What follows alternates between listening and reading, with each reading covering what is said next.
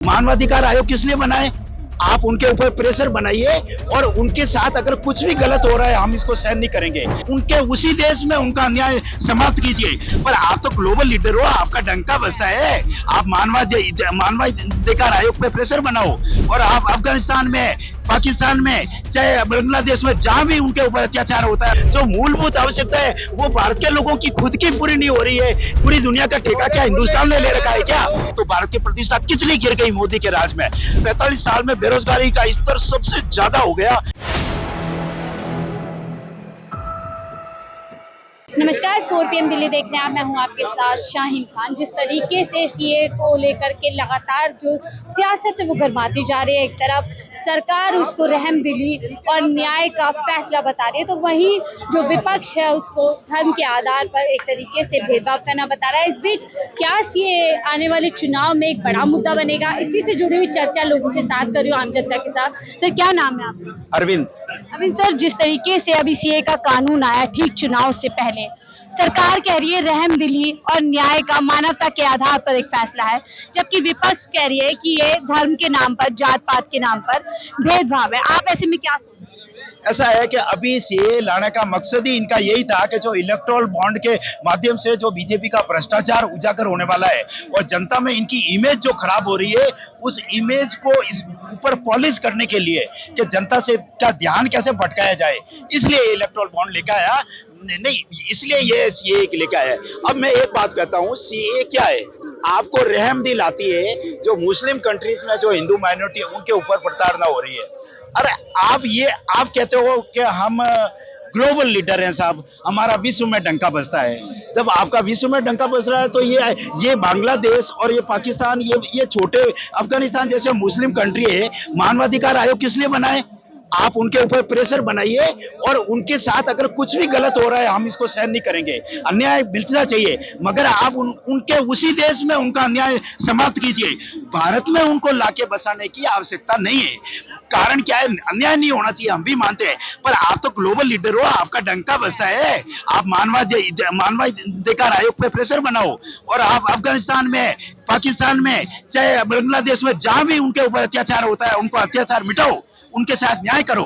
मगर उसको सरकार कह रही है कि न्याय का ही रास्ता है कि उनको देश में वापस लाया जाए, क्योंकि उनके पास और देश नहीं, मुसलमानों के पास मुस्लिम देश है। अरे और देश वो जहाँ रह रहे हैं वहाँ प्राकृतिक संसाधन नहीं है क्या?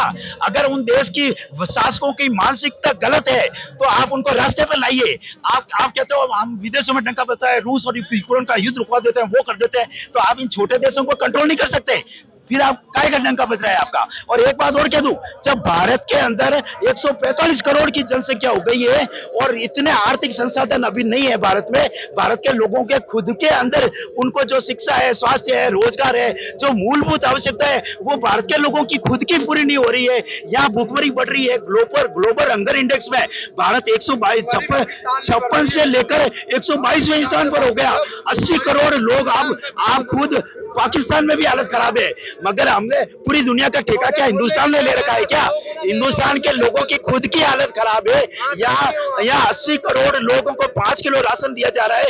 आप खुद कहते हो 5 साल अभी और दूंगा, इसका मतलब क्या है? आप खुद ये स्वीकार कर रहे हो कि अगले 5 साल में भारत की आर्थिक स्थिति सुधरने वाली नहीं है। जब भारत की खुद की आर्थिक स्थिति खराब है, जब भारत के खुद के लोगों को रोजगार नहीं मिल रहा है, तो फिर आप विदेशों से यहाँ ला करके क्यों उनको बसाना चाहते हो? केजरीवाल जी भी सवाल उठा रहे हैं कि एक मिनट बात कर लेते हैं सर, अभी आ जाती हूँ मैं, आपने पहले इनसे बात कर लेते हैं। हाँ। उधर केजरीवाल सर के घर पे जो है पूरे जो प्रवासी पहुंच जाते हैं हिंदू, और एक तरीके से धरना प्रदर्शन करते हैं। ऐसे में सवाल उठता है, केजरीवाल उठा रहे हैं कि भारतीय जनता पार्टी जो है पाकिस्तानियों के साथ खड़ी है। नहीं, किसी भी देश के, भाई भारत की जनसंख्या, आपको क्या करना चाहिए था? 10 साल हो गए आपकी सरकार में, आपको आते ही सबसे पहले जनसंख्या नियंत्रण बिल लाना चाहिए था। भारत की 145 करोड़ की जनसंख्या हो गई। 2011 में जनगणना हुई थी, आपने 2021 में जनगणना क्यों नहीं करवाई? अगर जनगणना करवाते तो पोल खुल जाती। आज माइनॉरिटी जो बात की पोल पोल इसलिए खुल जाती है कि ये लोग कहते हैं ना कि हिंदुओं का हित आप चाहते हो। जब हिंदुओं का हित चाहते हो तो भारत में हिंदुओं की तुलना में हिंदुओं ने तो परिवार नियोजन अपना लिया, हम दो हमारे दो, मगर मुस्लिम जाति में आज भी एक के 5-5 7-7 हो रहे हैं, कोई कंट्रोल नहीं है। उनके धर्म के अंदर मान्यता है, अल्लाह की फजल है, हम लोग परिवार नियोजन नहीं करेंगे। तो सबसे पहले तो आप परिवार नियोजन अपनाओ और भारत में जनसंख्या नियंत्रण करो।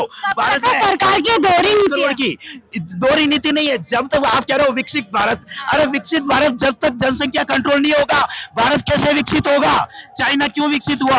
क्योंकि चाइना ने जनसंख्या को कंट्रोल किया, आप कंट्रोल कर ही नहीं रहे। सरकार कह रही है साइंस और टेक्नोलॉजी में देश सबसे आगे जा रहा है, विकास की राह पर चल रहा है। विकास कैसे चल रहा है? जो 55 लाख करोड़ का कर्जा था वो IMF की क्या रिपोर्ट है, 205 लाख करोड़ का कर्जा हो गया भारत के ऊपर।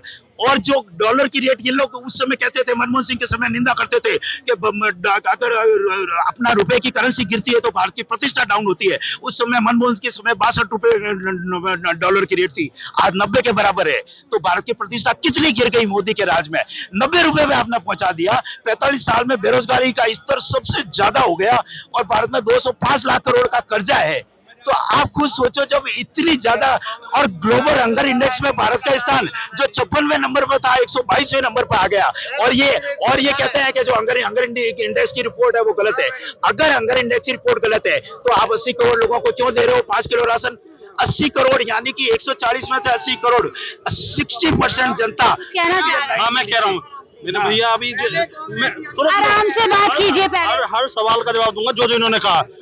आपने कहा जनसंख्या नियंत्रण के विषय पे, तो आप मांग करवाइए ना अपने विपक्षी दलों से, क्या सरकार लेकर मेरे सुनो लेके आइए विपक्षी दल सर, हाँ, जवाब ले लेते हैं साथ साथ।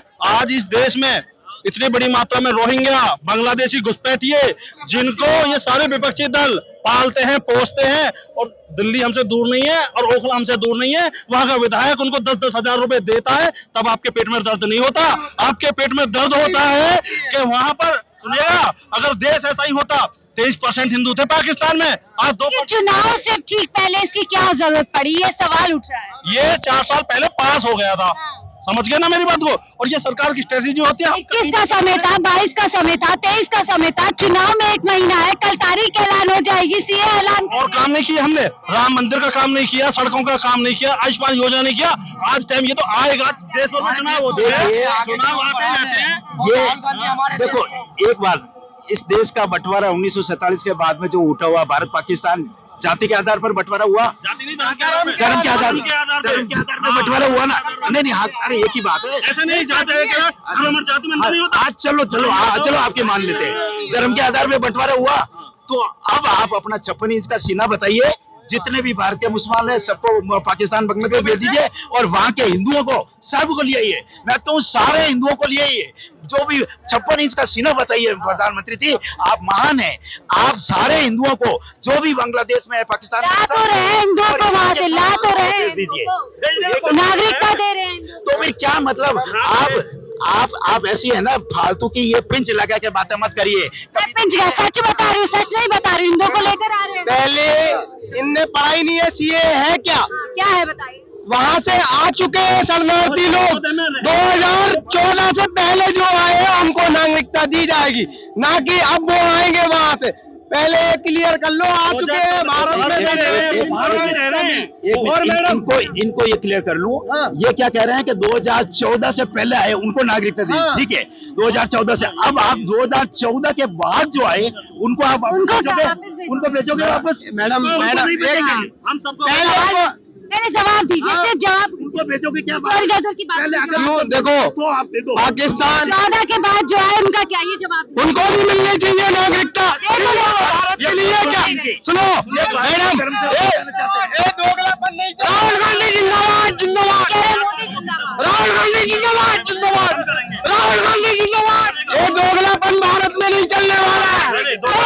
सवाल देखिए, जवाब मेरे, देखिए चर्चा करने की कोशिश कर रही हूँ, अगर चर्चा करेंगे तो ठीक है, आप पीछे हो जाइए भैया, सवाल लीजिए, मैं जवाब दीजिए, मैं चर्चा करूँ। तो देखिए आप यहाँ पर जो इस तरीके से हुड़दंग मचा देते हैं जब इनसे चर्चा करते हैं कि कौन जीत,